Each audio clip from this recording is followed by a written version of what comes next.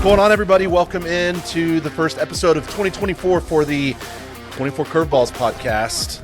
That's a lot of 24s, man. It's a lot of 24s. I'm your host, one of your hosts, Aaron, along with Kevin, my brother Jason. We've been waiting to jump into the 2024 season because we didn't want to make snap judgments. So we thought, give it 6 and weeks. The Astros have been waiting to jump into the 2024 season. So we thought if they're not going to be playing, it's only fair that we not be playing.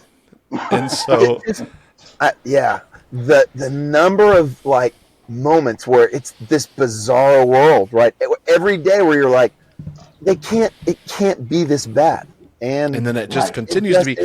And we're going to get into it. And as we talk through things today, what we're going to realize is even the wins are kind of losses when we get into it.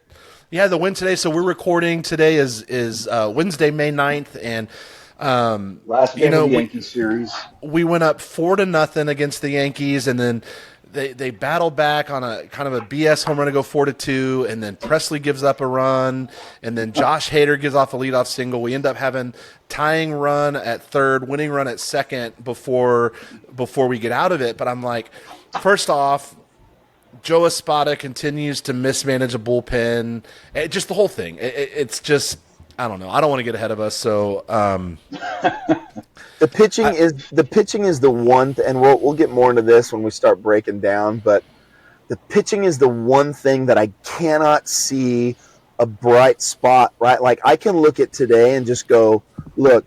Up and down the lineup, the only two guys I think who didn't get hits were Tucker and Dubon, and those guys they get hits every day, right? Bregman got a hit. Singleton hit a ball to New Jersey today. To New Jersey, right? So you look at that and go, hey, great. Yeah. And that's not, his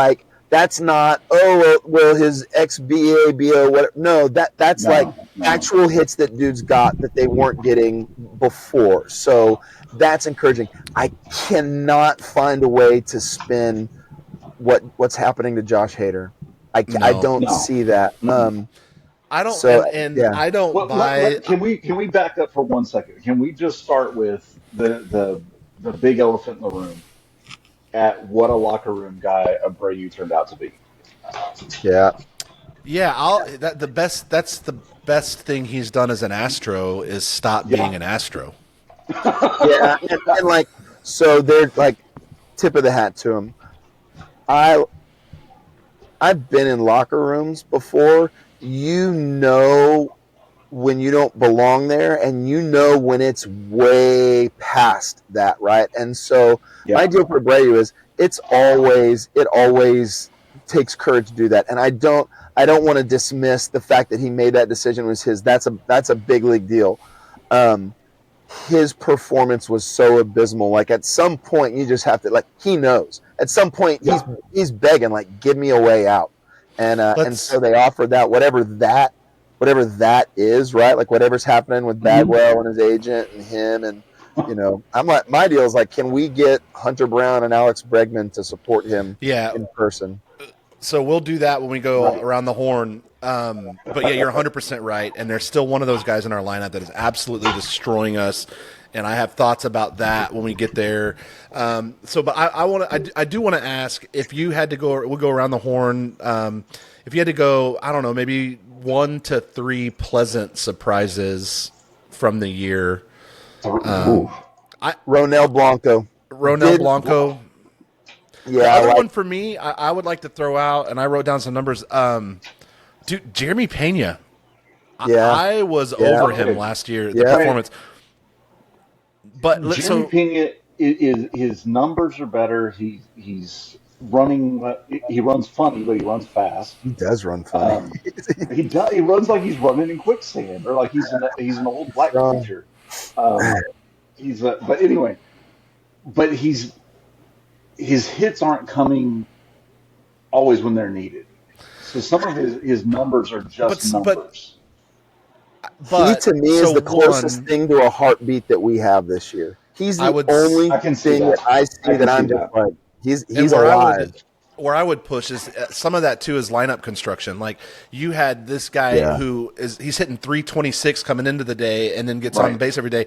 And until yesterday, he's hitting 7th. Yeah, and that's true. I agree with you, Kev. they're not always in big moments, but he hasn't been put in a place. But he's like 6 for 8 since moving to the cleanup spot. Yeah. Man, The guy he replaced in the cleanup spot, he needed to replace. The guy that was hitting cleanup needs to be not hitting for us, but whatever. I will say, I'm trying to think if there's a third bright spot. I think Jeff Blum's really been on his game early in the season. Yeah. I think. Yeah. I will say this. We talked about it last year. I think we have the best booth in baseball. For sure. Todd Callis struggles filling the air with a bad baseball team. He is reaching for some of this stuff, dude. I know it. I feel for him. I'm like, I mean, what do you say? Like, they truly are. I got in kind of a thing. There was somebody, allegedly a fan, who was talking about how he enjoyed the national broadcast with AJ Pierzynski, and I would rather listen to us than anybody. And I think John Smoltz brings a great color to it. I think that's great. Who did it last year? But I would prefer that team in particular. And I love Bill Brown, but Blum and Callis and Julia is different to me. Well, I'm excited for Sunday. For Mother's Day, Julia and TK are swapping spots in the booth. I'm really excited to see that. That's going to be great stuff. Early returns on Espada. No. Man, no. Just no.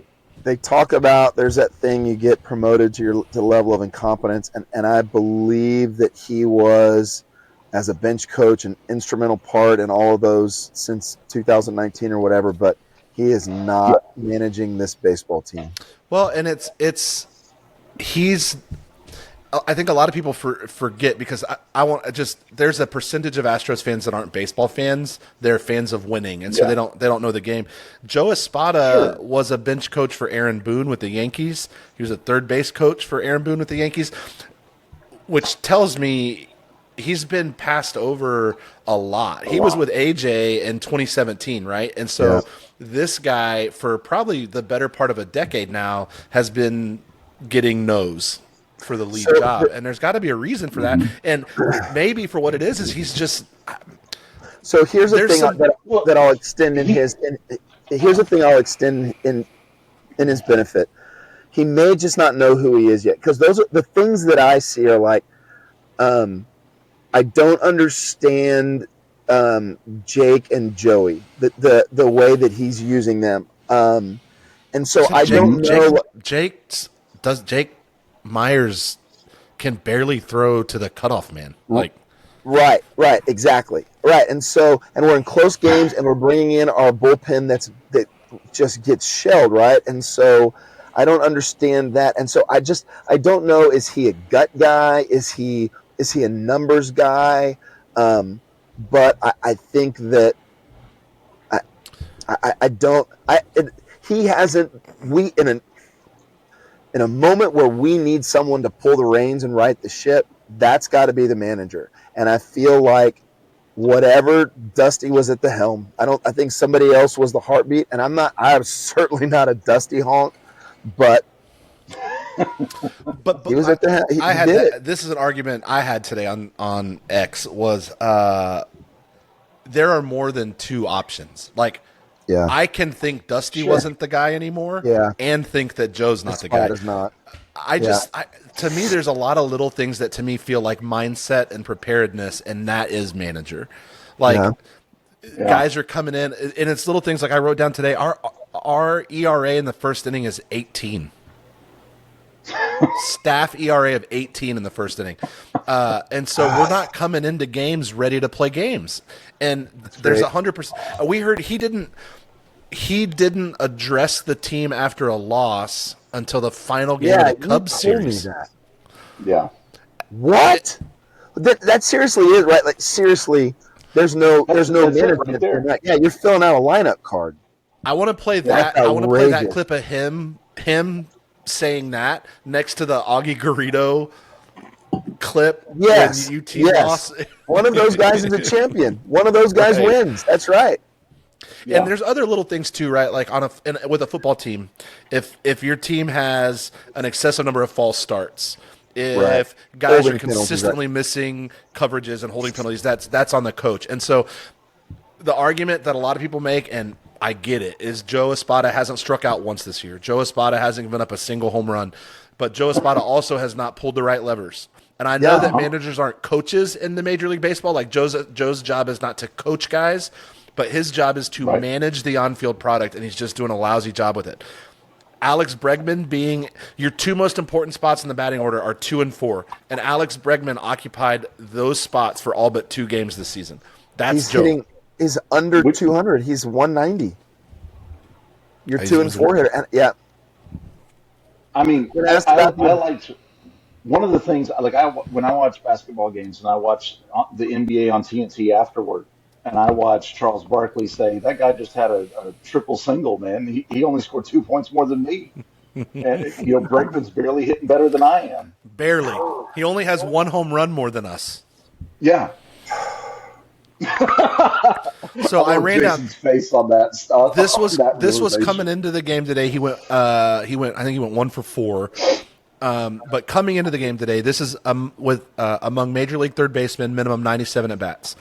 Bregman is last in batting average at $189, second to last in on base percentage at .268. So he's not even drawing walks. He is last in slugging at .252. So his few hits are singles. He's last in OPS 520. Tied for last in home runs at 1, tied for last in RBI at 11.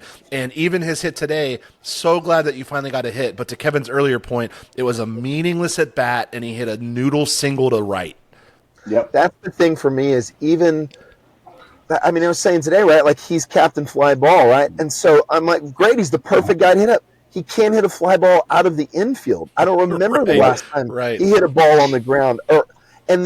And his eye, right, is like, oh, he takes pitch night. He's not. He's not walking. He's not getting on base. So now you start going, so here's the deal. Whatever, Alex Bregman's glove is elite. Right? Like defensively, he's elite. Sure. But he literally is, he contributes nothing. And arguably worse, a bigger disappointment than Abreu. And, especially in a contract year and – how many double plays has he hit into? All of them. Anytime there's one available. If it's an available double play, he's hit into it. What a head case. I love that guy. Like he's just unhinged. Like, I don't know. And he's slugged .2, and his batting average is 189. I mean, you look at a year-by-year analysis of Alex Bregman, and there seems to be a correlation of when his numbers dropped and people started talking about Astros cheating. He's never really been the same since 2019. But he had 41 runs in 2019. I think that's right. I'm trying to see if I could find a grounded and double play stat for Alex Bregman, but it's I think Jason's right. I think it's all of them. Everyone. Well, sometimes he flies out, so that doesn't. It's like he. It's like he picks. It is. What would be the most crushing thing I could do in this moment? And then he does that. What would be the worst outcome? Hey, got it to the second baseman. And I'm sorry. Maybe I'm just mad, and so I'm picking on everybody today. But how are we not firing Jeremiah Randall? You ever seen so many arms explode in 1 year? Yeah, man. And that league wide. That's an epidemic, right? And so JP France is going to be on the shelf for a hot minute. Forrest Whitley went down again. I don't know that it can all be the pitch clock. Like there's no, it can't be. No, I heard somebody, and it's not. I hate to cite this sword. It may have been Bauer, but there's also arguments and evidence to back up that it actually more closely coincides with the elimination of spider tack. That's right. That it's the amount of torque on the elbow. We're still putting emphasis on spin rate, and so Tyler Glasnow was saying that. Tyler Glasnow from the Rays. They took away spider tack. What did he say? He said his deal was suntan lotion and sand or something like that, and that's what he used. And he said, and so he said once he figured it out, he went out and he threw great. but he said he felt like he got hit by a truck the next day. Yeah, and so, it feels to me a little bit like obviously, I don't want pitchers with pine tar on their glove or whatever, but within reason, I'm like, we put a premium on bat speed, right? And so because we want exit velo and launch angle, so premium on bat speed. So we allow the hitters to put whatever they need to on the bat to keep them from chucking it into the stands and killing somebody.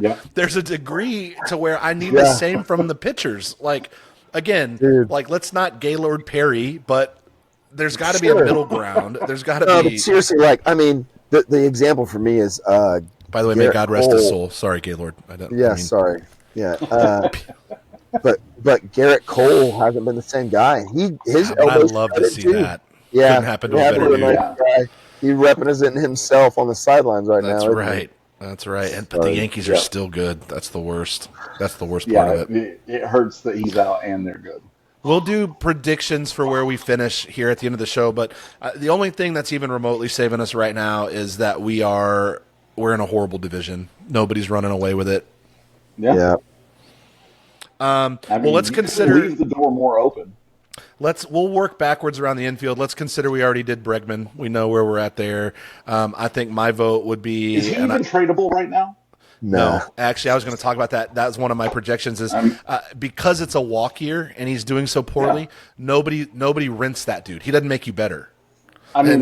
So we have no option for it. We have no out. I saw an idea today that I thought was intriguing. They said go to Boris right now and offer a super team friendly deal, not like laughable, but offer him like 3 more years at the current rate with opt outs.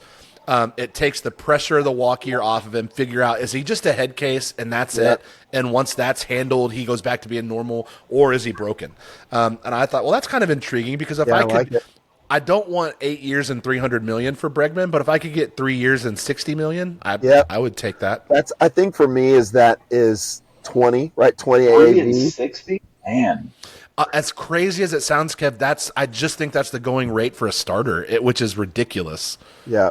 I mean, you have to look at who his comps are like, and his comps really are guys like, around less than because he's not hitting, but Nolan Arenado, right? And I think his defense is that good. I think Nolan Arenado's AAV is like 30 or 31, and Bregman won't get that with his offense. But how is Scott Boras employed? You ever seen a dude misread the market as egregiously as Scott Boras does over the last 2 years? He misses, dude.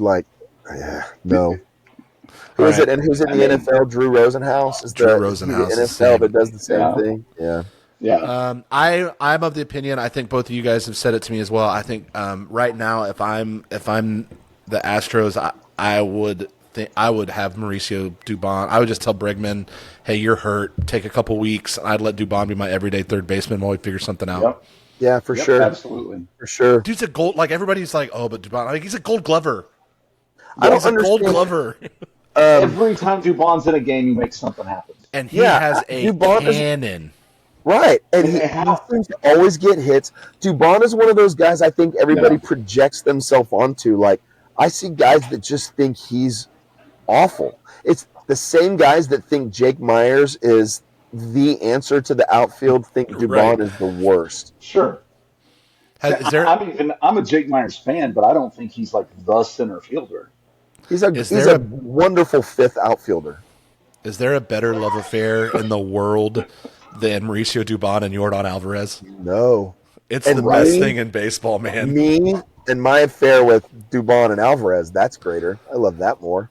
Dubon and Alvarez, like, apparently they hang out in the off season and they like play dominoes. Of course they do. They're just practicing for being old men. Yeah. Sitting on a porch somewhere. I want to be. Can't you just see Yordan with the freaking hat and the Guayabera shirt, right? Oh yeah, the big brim hat. Yes, sir. Panama, right? Kevin's wife. It fits because Kevin's wife thinks Yordan Alvarez is a Cuban 26. She thinks he's 54 if he's a day. He's objectively 50 years old. Dude, chiseled in stone, brother. She's like, there's no way he's a day under 50. May I be so when I hit 50. Let it be. That's like, I remember when we signed Roger Clemens way back in the day. I made this statement. I was sitting there, and Jason and I were watching the game, and I think you said, you're like, God, I would love to be in the same shape as Roger Clemens when I'm 42 years old. I was like, shit, I'm not in that kind of shape now. Like, what do you mean? Right. I'm in my prime, and I don't look like Rocket. Like, you know how much work I'm going to need to put in between now and then? Let's go shortstop. Let's talk JP3. So I went around and kind of just ranked everybody, right? Because I'm just trying to think. Okay, so I know what we got. I put Bregman at a 3, kind of out on 10-point scale, right? Generous. I had Tuve at a 9, and the reason I wouldn't rank him higher is just because you're going to get a base running mistake at an opportune moment. You can just count on it. But he is Captain Toot Blonde, isn't he? Yes, he is. He loves that, right?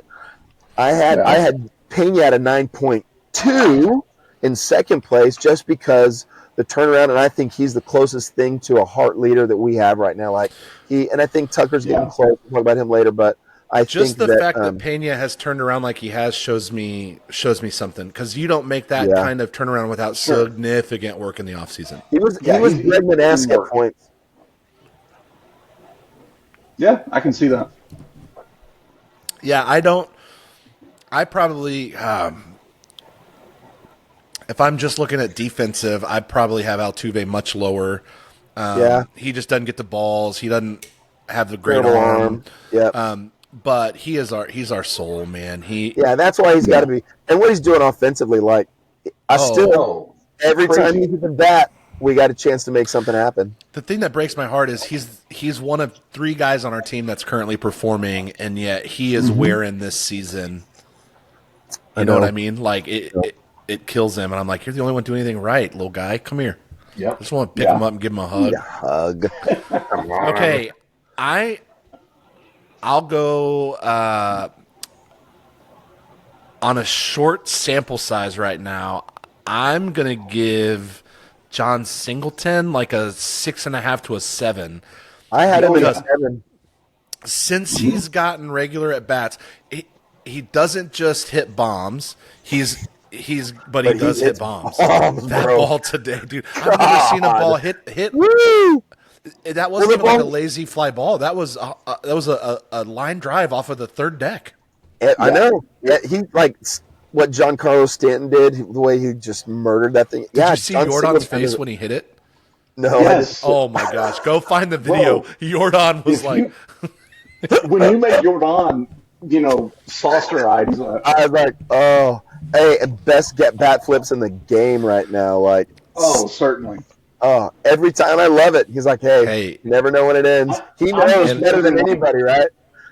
In his batting practice, how many bat flips does he practice? Because he's got to practice. Gotta be. I'm just like, hey, if you are Grizzly Wintergreen, how is he not your spokesman? That dude dips. Loves tobacco. Hey, and the bombs thing is huge. His walks. His defense, for me, I'm like, he scooped a ball today that's probably saved the game. We have a first baseman now. Like, are you that's talking about the throw from the pitcher? Yes, that he had to scoop, and if he doesn't make that, they score a run. Love it. Yeah.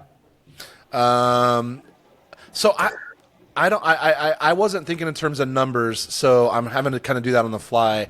Behind the dish, I'm kind of in the 4 to 5 on Yiner right now because one, I think he is costing us strikes because he's a horrible framer. He moves too much. So if you're watching this and you never played baseball beyond Little League, as a pitcher, you want your catcher to make every pitch look good. And so that's, you come up, but it's minimal movement into the zone, right? And he's catching balls at the bottom of the zone and coming way up, and you're not giving the umpire anything to see, and it's atrocious. And then I don't know where his power went. So offensively, he hadn't been there. Defensively, you were a catcher, so I should let you talk about it, Jay. But if you go look at that and you go back and look at the game, you do a repeat. How many times he sets up center every time, right down the middle of the plate, and you can say he's sliding, but if if I'm an umpire, if I'm a catcher, I don't want a lot of movement in front of the umpire's face. I want him to see the ball and where it crosses the plate. And I haven't caught in a long time. They're doing it all different. But there are times for sure where I'm just like, dude, if you leave it at the bottom of the zone, it's a strike. You swipe it up and out, and he's losing strikes. I worked with our catchers at the high school this year. We have a catcher he's incredible, dude. He's a junior in high school. Jason he had a 1.86 pop time in a game. Dang. Like unbelievable. But yeah, we talked about that. The deal is if you set up center, even if the guy hits a spot on the corner, if you're here and your glove goes to here, it looks like you missed a spot, and you're not going to get that call. Yep. So I need him to He'll slow grow down. into that. Right He's there. young. Behind the dish, catching the ball, Caratini's doing as well as Yiner is. I would agree. Now, before anybody watching this makes any comments on Twitter, miss me with Maldonado. He's not the answer. It's not what we're missing. He's not the fix. Stop it. You do have a sense of what intangibles mean, right? Like when they talk about, he had intangibles. For me, it's the biggest intangible is leadership. That's true. That's what we're missing. Yeah, and it's little things. That's why pitchers love to throw to him. They didn't care that he hit, 86. He could catch the ball, which doesn't seem like a lot. He was firmly batting between where Abreu and Bregman are this year. Right, yeah. So he was split the difference in the worst ever. Right. But he have you seen do you know who the three major league catchers are for the Chicago White Sox? No. Martin Maldonado, Corey Lee, Max Stassi. Nuh-uh. They're like, just give us all the old Astros. I love it. They're like, hey, we hear Houston's got a great farm program. We'll get all their minor league catchers. Their AAA catcher is a kid that we drafted. Oh, my gosh. Yeah, it's ridiculous. Well, they sent us Abreu. I don't really have any interest in dealing with them anymore. No, they knew something we didn't. I don't know how to – Jason, I don't even know how to rate outfielders because I don't feel like Espada's letting anybody have enough games to get their feet set. I mean, other than Tucker. The one for me, so on my rank, Tucker got the highest for me. I feel like as abysmal as this season has been, if Tucker hasn't done what he's done, it's worse, right? So my take in the outfield is, and I think it goes for everything. I think Dubon needs to be in the lineup every single day. And if he's not at third base, it needs to be in the outfield. And I think right now you need to let Joey Lopes play every pitch for a little while. Or send him back down. Right, yeah. But my deal is like even then, 13 bombs in 20 games, he's done with AAA. He doesn't need to do that. Even if he struggles here, but don't extend his struggling out over 18 weeks. Let him get 4 to 5 at bats every single game. Are we going to lose? Yep. Is he gonna get out in a clutch situation? We got 3 guys already doing that, right? We might as well, because here's the deal. I want to know, and we saw Bregman his first year. He was a slow starter, but by the end of it, you knew this guy's real. Now he was cheating likely, but you knew, right? Once he got going, and so you bet on that. I want to know if Joey Loperfido is going to be that, because if he is, well, then he's the future. But if he's not, let's see if Pedro Leon can do it or somebody else. But we can't it can't just be this revolving door of mediocrity. Like I don't understand why we're seeing Trey Cabbage right now. Like we don't need Trey Cabbage and Joey Loperfido. Maybe they're just like, well, we got to have somebody on the 26 man. Doesn't make any sense. That's what I mean. Put Trey Cabbage can be your 10th guy. He's your first bat off the bench, but he doesn't need to be getting starts from Doody or Loperfido. Does anybody do that anymore? This is all part of the load management era in professional sports, right? Like nobody plays 162 games. Walter Johnson is turning over in his grave. Yeah, right. He's like, I started 115 games a season. Seriously, it was like in his career, 460. I'll look it up in a second. 460 starts and 391 complete games or something like that. It's and he would start like Tuesday, Thursday, Saturday. Yeah. Double header. He did.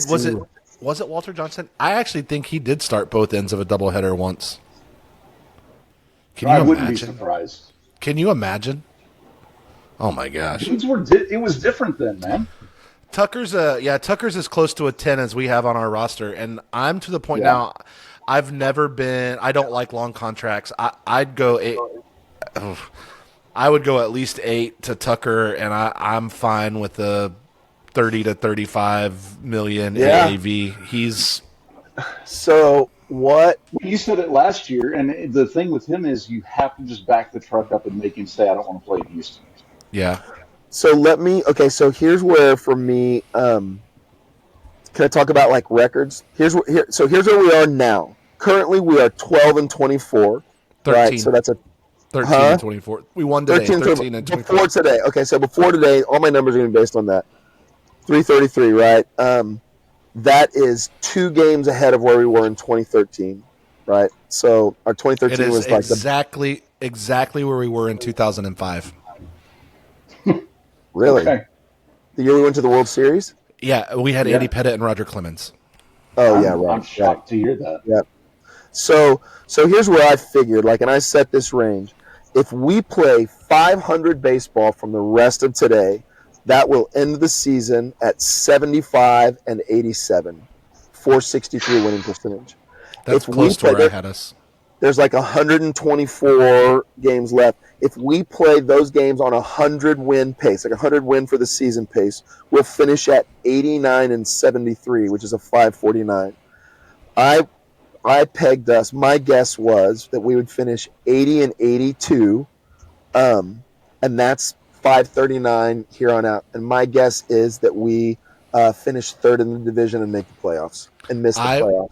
I went back and forth on this a lot, and I did the same math.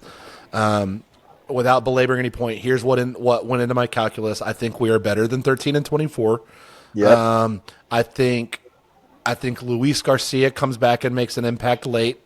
I don't know for how long, but I think LMJ, whether it's bullpen, I think LMJ comes back and makes an impact at some point. I'm not sure. I think we make a move because I don't think we have the farm pieces. If we trade, it's going to be an arm, and so you're going to end up moving an Urquidy. Yep. I said we're not going to buy or sell, and it's going to be infuriating. But because the moves that I would consider making at this point are for guys like I would probably listen to a deal on Jose Urquidy, on maybe on a JP France for pitcher for another, like swap pitchers. What would you look for? What would you want? Well, the problem is I think we still have a dearth of arms because there's guys at AAA, and we just have so many guys hurt that I think it balances out. I would make a move if you could put together a package and get an actual first baseman. I mean, maybe John Singleton is the answer, maybe. But if not, that's. I would actually the move I would rather them make, and I actually saw Rip Griffin today, who is an ESPN guy who I don't know that he said it on MLB Network that he's hearing some rumblings that Jim Crane might shake it up and is considering canning Espada. Like now. Yeah. I heard. Oh yeah, dude, let's go. I mean, why not? So I heard somebody say, and it may have been Eric Hosmer. So the qualifier is that dude's always red ass. So but I heard he said like there comes a point where with these elite athletes, like they need to recognize that their lack of heart is costing a grown man his job. And so sometimes it's about waking up the clubhouse. Like, you guys are loafing it, and so now this grown man somebody's got to go. That's great. At a minimum, how do you not fire a hitting coach? I'm not saying it's Snitker and Cintrone's fault. I don't want to catch that fallout, but you have to do something. You're underperforming in every facet of the game. Josh Miller can hide behind everybody's injured. I don't understand Josh Hader, dude, and we got 5 more years of it. Pitchers used to come here and get better. They do not. It doesn't work like that anymore.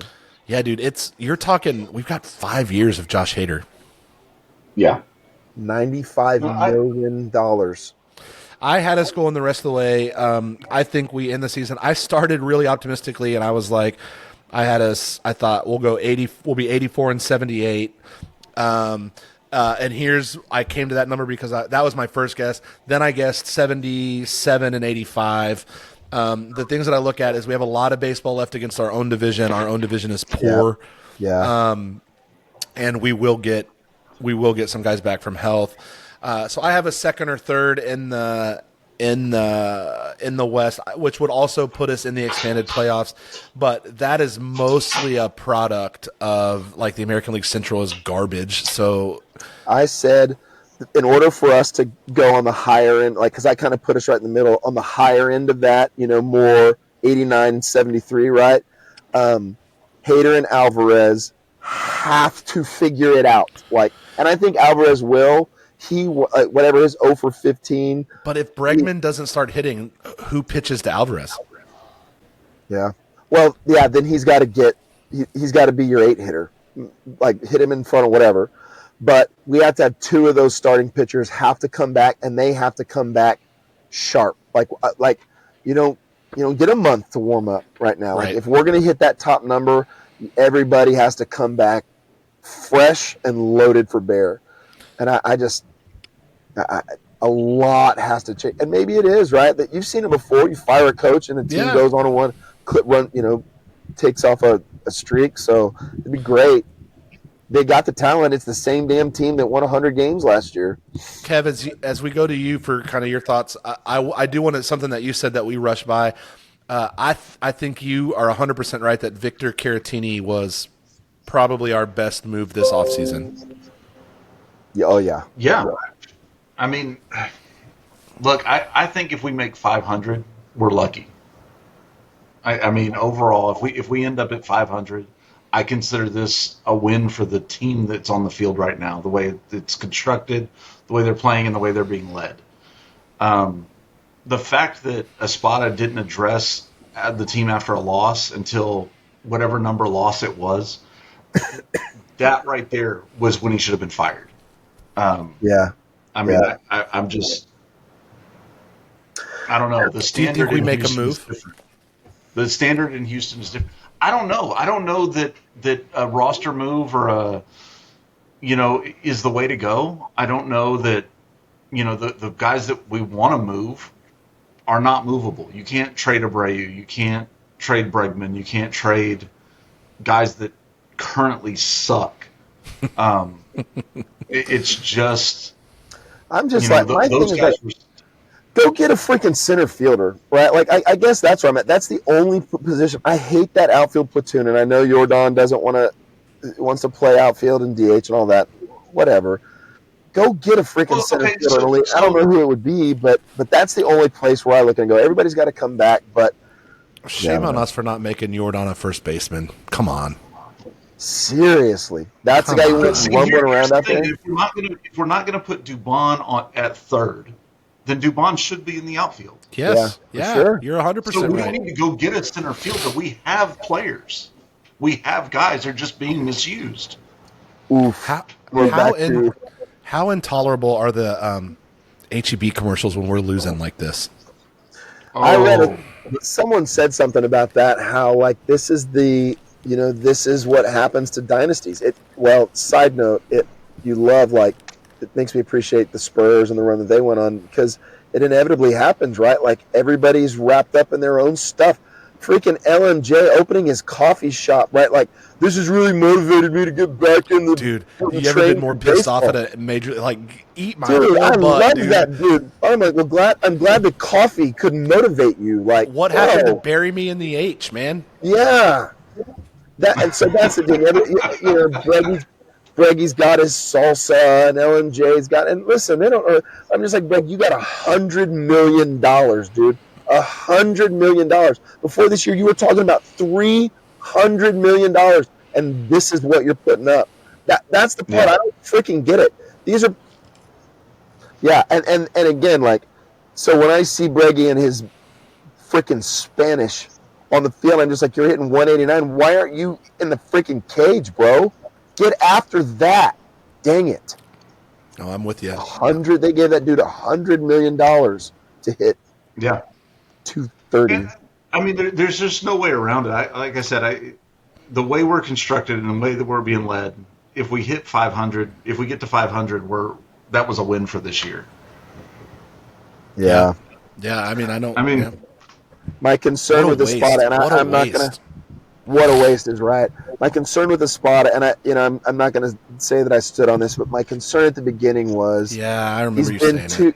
He's been too on the inside for too long, right? Like he's got that same complacent culture that everybody else has. He hasn't been hungry. Classic. You can't solve a problem at the level it was created. Yeah, that's exactly right. You keep promoting interior guys, and you get ingrown. Well, that was the thing that Dusty did, right? He came after that cheating scandal, and he steadied and he stabilized, and he was credible enough that guys bought into that. Joe Espada is us. I didn't want Buck Showalter, but I bet Buck Showalter addresses the team after a loss. You think? What? Yeah. What the hell's Augie Garrido doing? Go get that guy, man. Yeah. As we head towards wrapping up, what do you need to see? What record do you need to see, let's say, over the next 10 for you to feel like, all right, we're rounding a corner and there's hope? 8-2 for me. Yeah, seriously. Truly. Like it's got to be 8-2, 7-3. Less than 7 wins in the next 10 games. You're going great. You're 500. You're out. And yeah, it's got to be 7 or 8. 7-3 was the first thing that came in, but yeah. I mean, it would have to be, but there's got to be some kind of consistency beyond just wins and losses. It's got to be, something in the lineup. If a guy's hitting under 200, he's not hitting second and fourth. Yeah. Some kind of it's got to make sense. There's got to be some logic. There's got to be some. You got to show some heart. Yeah, that's what I'm looking for. I think offensively we're clicking. If we're not clicked, we're starting to click. Multiple hit that inning. I texted Aaron in the middle of it, and again it ends frustratingly. But 3 hits in a row to load the bases, right? Like we couldn't get it, but you're like, okay, so they're in multiple innings now. They're starting to put some momentum together. They're starting to get some things going, and then they couldn't push the guy across. So I think offensively they're going. A couple times, even in this Yankees series, multiple run innings, and then the back end of your bullpen's going to piss it away. That's the thing for me, right? Like This is, and again, Espada is and all of these things. This is a pitching staff issue for me. So Hader has obviously not done what anybody thought he was going to do. Do you think if we flop him and Presley and put Presley back at the back again, I mean, does that wake Hader up? I didn't feel good with Presley in the 9th last year, to be honest. No, but he won. I'd love to have Ryan Stanek's Winston smoking trailer He living sure in looked ass good back against there. us, didn't he? Whew. Yeah, he did. Yeah, he did. Right now, the only guy who's got closer stuff is Brian Abreu, but his brain is like you don't know who you're going to get. He can come out and walk. Another bright spot for me has been Seth Martinez has been a bright spot for me. Taylor Scott's been pretty dependable, right? The South African, he's a fun interview, if nothing else. Yeah, he is. And as always, death, taxes, and our shared love of Julia Morales making the whole thing go. Yes, she does. Absolutely. Julia, thanks for doing your part. She's been a bright spot in this year too. Parting shots, boys. Jason, you got anything on the way out? Nah. That's all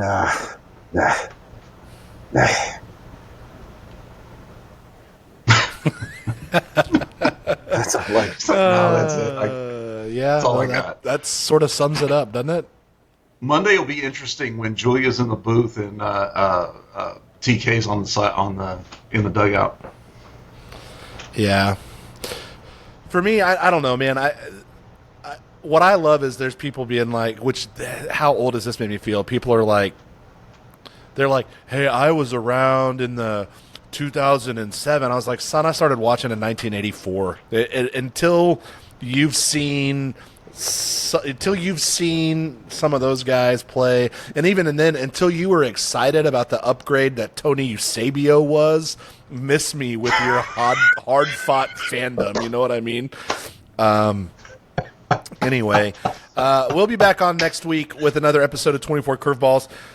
Our goal is we just love to talk baseball. We love the Astros.